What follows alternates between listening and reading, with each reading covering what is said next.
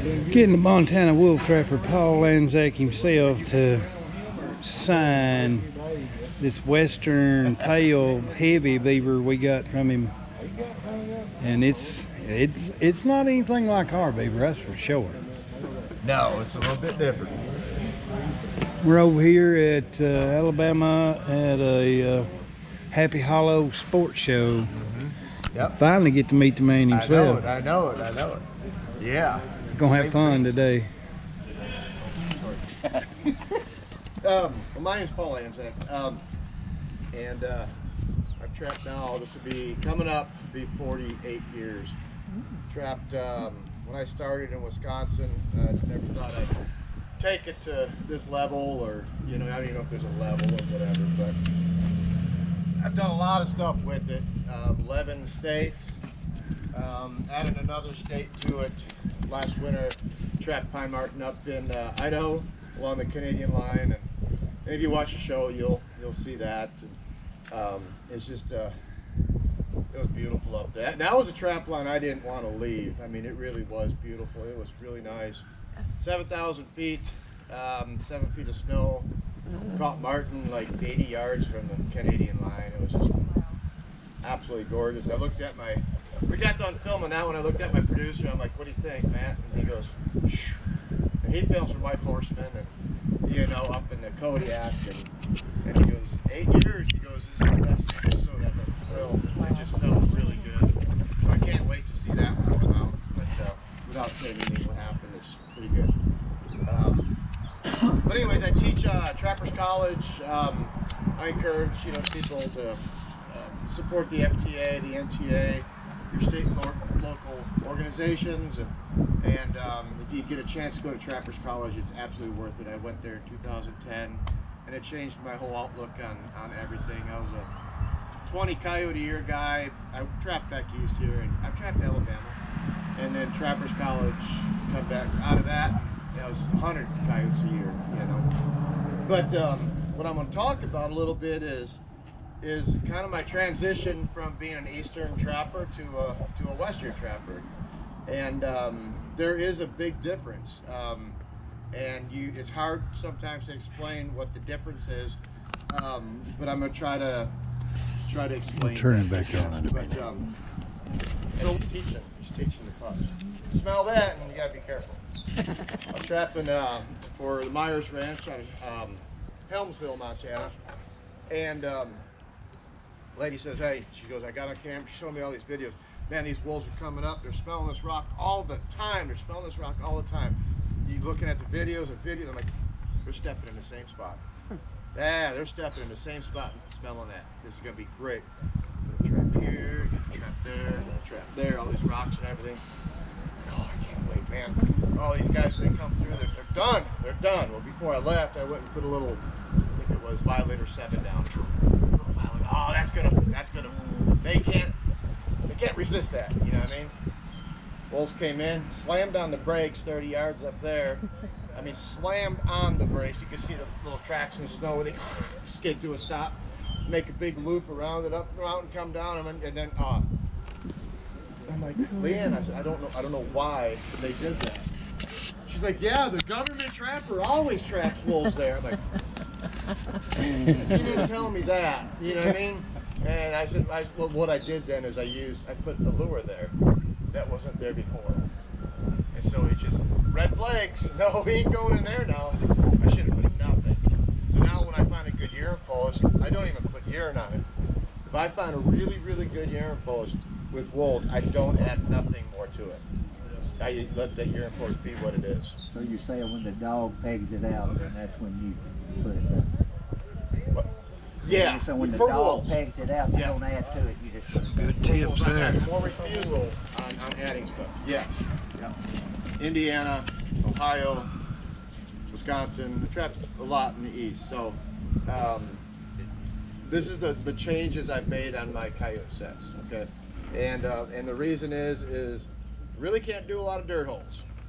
You know, when you trap it on concrete, basically, you can't do a lot of dirt holes. Was it you that said it? One, you might have a little rock like this, but then the rock might be the size of your truck. You know what I mean? Staking, I use, in the timber, I'll use 1/8" cable on a wolf fang. I don't retrieve them because they're shot, they're done. If I can get them in the ground, great. 1/8" cable is in case I hook into a wolf on a coyote trap. My stakes are only about cable stakes are only about that long for the timber, you know, so not really long at all. All right.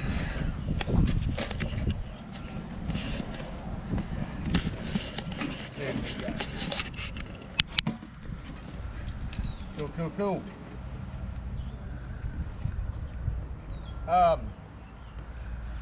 T-bone. This year I decided to go ahead and go where coyotes were and not where wolves and coyotes were. And so I went and trapped over at the Judith Basin and picked up a whole bunch of ranches, and it's just great coyote country, and the ranchers are super happy, and big sheep farmer out there, 500 ewes he runs, and I went up there and caught a few coyotes in the spring while I was beaver trapping, and it was kind of funny. He calls me up, he goes, "Hey Paul," he says, they flew it today, they killed 19. I'm like, shit. You know? I'm like, well, we'll just leave them out, and just in case, you know what I mean? But yeah, it's a real thing out there. The coyote control, it's really important.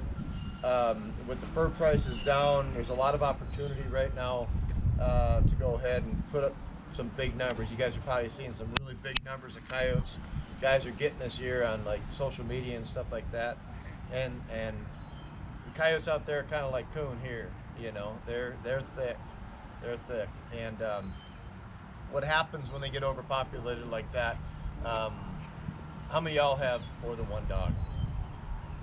You ever notice when you had one dog it didn't eat a lot? You have two dogs, they eat more.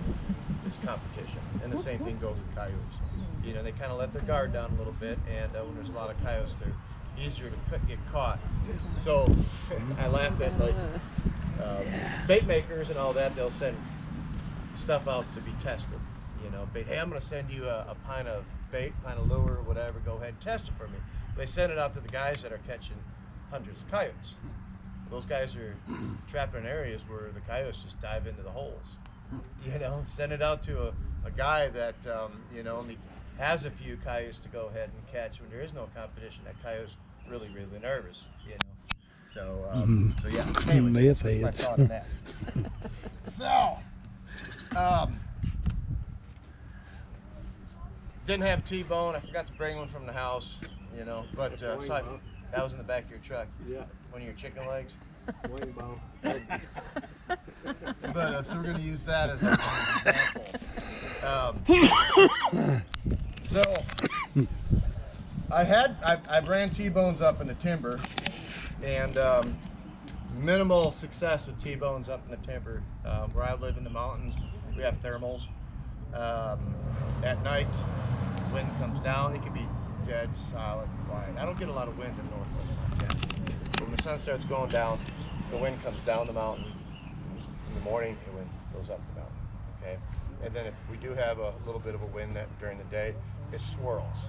Okay, so when you have that and you're working a T-bone set, it's hard to go ahead and guide that coyote into the trap.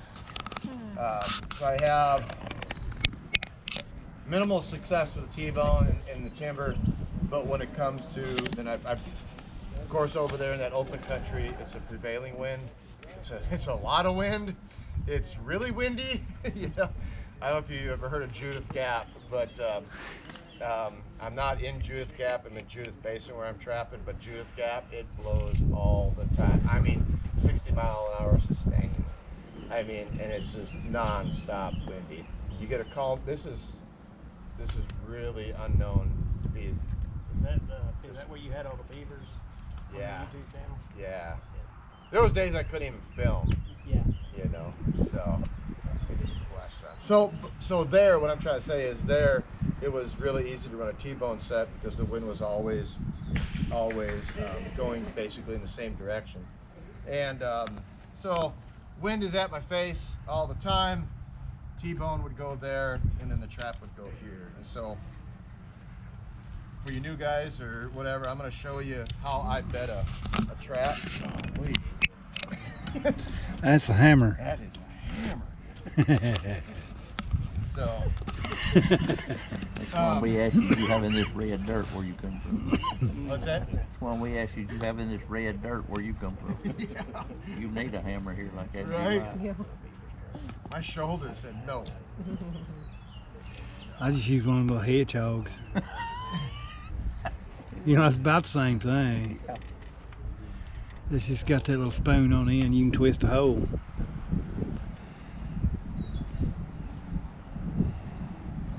All right. So, any new trappers here? Never bedded a trap before? No? Everybody's here bedded a trap? You never bedded a trap before? Okay. Well, you're videoing, so I'm going to mention it. All right, so I watch a lot of guys. I've watched a few guys. They'll dig their trap bed. And basically the trap bed is going to be flat on the bottom like that. Then they go ahead and pile this in here. Oh, They yeah. trap in there like that. And then they bring dirt around there, packing and packing, and then they make tools to go ahead and do it. And they take their hammer and they're like this and they're like this. All that time is absolutely wasted. You know what I mean? The whole time you're doing that, you're dropping We'll turn it down back more on in a sand, minute, more trying to sand, preserve more some sand. energy of some Everybody battery. go back up and talk about cover up sand. But we'll